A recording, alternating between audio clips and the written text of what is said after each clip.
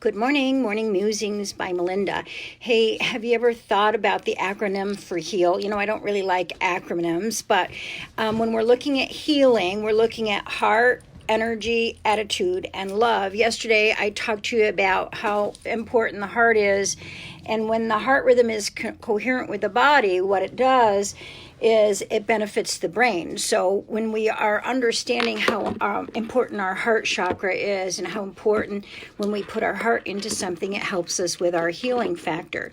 Now, there's two different ways that we manifest illness on this planet, and none of it's by accident.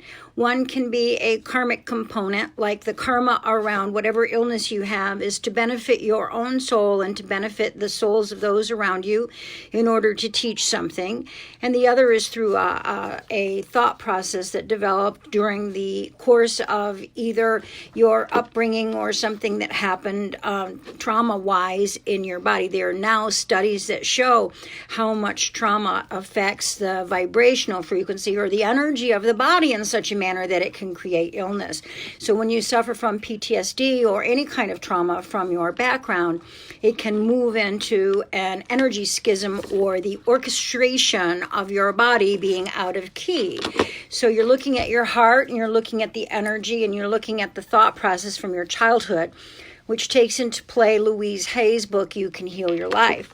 Attitude, of course, is so significant because without a positive attitude, nothing is possible.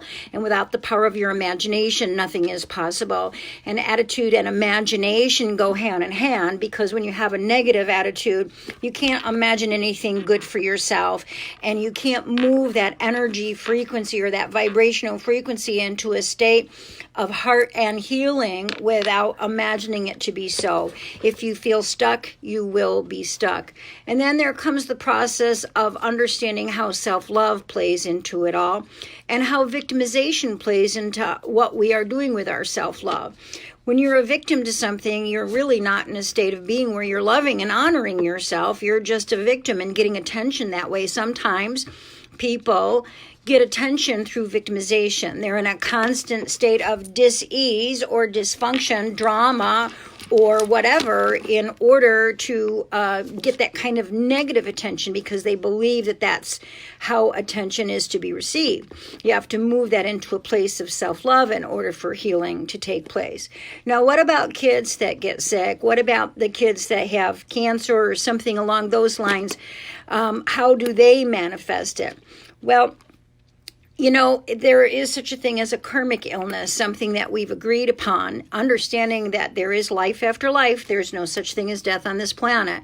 So that their disease or their issues are in order to benefit someone else, to teach a lesson or to have an understanding, or the soul is processing it in some form or fashion differently. So anyways, when you're thinking about the word heal, think about your heart, your energy, your attitude, and what your self-love is. And I want you to have a fabulous day.